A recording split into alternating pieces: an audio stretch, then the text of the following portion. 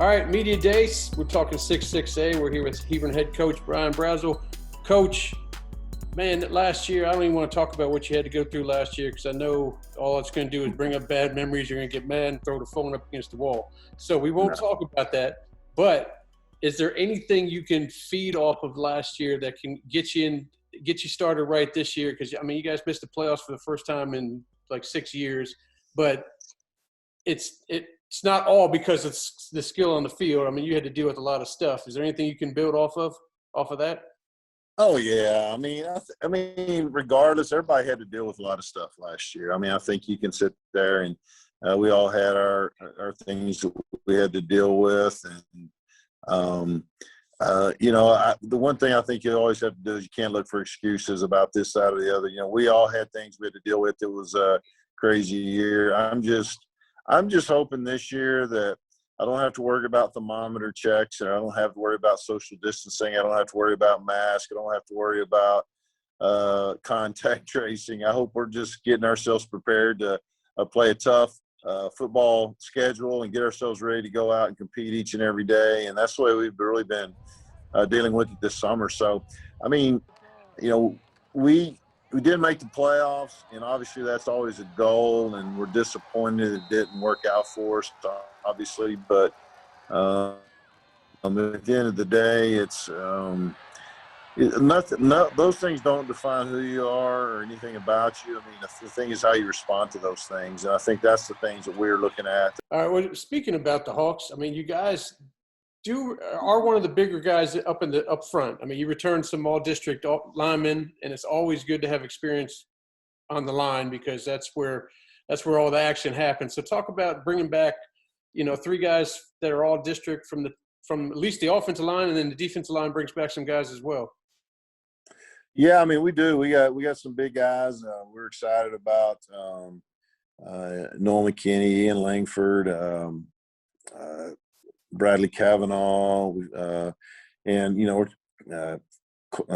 Kendrick Franks, Isaiah Mamalonga. I mean, those are the guys we have listed as our starters right now. But then we got Carson Brock and Carson Dean.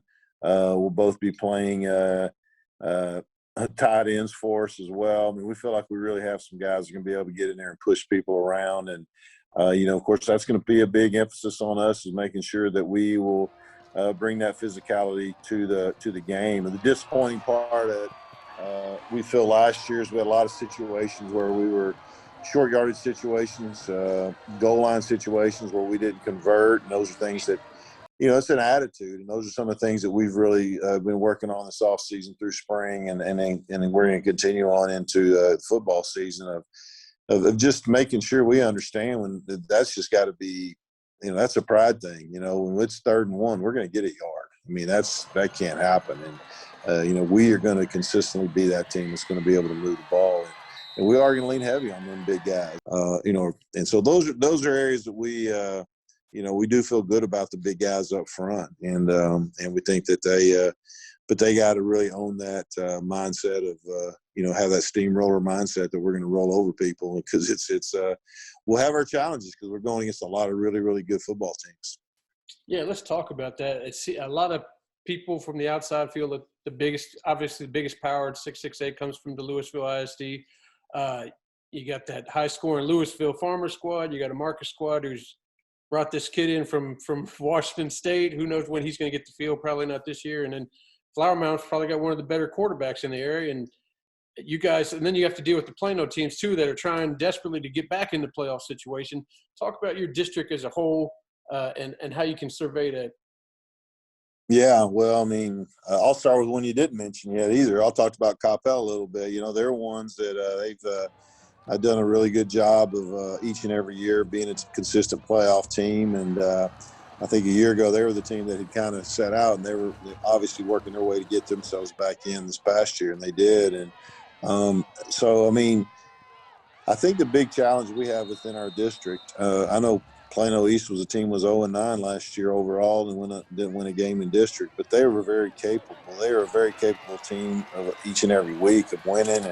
And I just think each week you go in to play a game, you have got to be ready to play because if you don't, you will lose because I mean, sometimes you can be in a district where even if you have an off week, you're going to win. I mean, you're going to do it. But if you have an off day against anybody, and I mean, I know last year Plano's one win was against us, and I felt like we did not play very well, but they came out and did play well. And they had some good players, and they lost some other close games along the way. But that's just the way it is. You have to play well each and every week against every opponent, or you will probably not come up the way you want it to come. And so, but again, our district opponents are always tough. I mean, ever since we've been up as a 6A team, we've always had to play Louisville and Flower Mound and Marcus, and Marcus the last couple of years has really had great runs, and if they can find another quarterback like what the one they had last year. I mean, last 3 years for them. I mean, he was really something special. And they have other.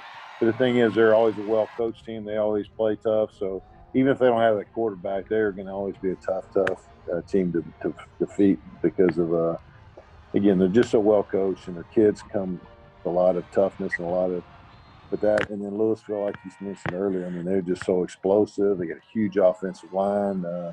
Big, the leading rusher from the Metroplex last year is coming back behind that offensive line. So, I mean, it's people can line up and hand all ball off and get 7-8 yards of carry. It's a tough night. So, which will help create a lot of passing lanes for them as well, because you have to figure out a way to, stop them. And then, as you mentioned, also, Flower Mound, with year in and year out, just very talented team. And again, they got a Division I quarterback that is a kid's very capable of lighting up scoreboards. With the great receivers they always have, guys just make plays. So, I mean, I don't know. Everybody's. The only team I did mention so far is Plano West, and Plano West has, was the team from Plano that made the playoffs last year after being out of it for many years. And of course, the thing that's so strange to me with this district is Coach Odell over Louisville was my old offensive coordinator. Coach DeWitt was my old linebacker coach at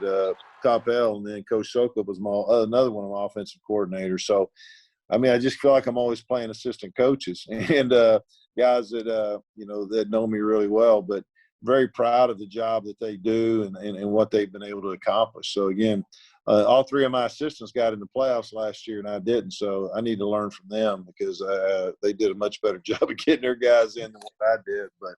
But they do a tremendous job, and it's just. That's just it. I mean, when you go up, you're not going to beat people by out coaching them. You got to go out and outplay people, and you got to do things. And because each and every week we will face teams that have been well prepared for that night's football game. I appreciate you joining us. I can't wait for the season to start.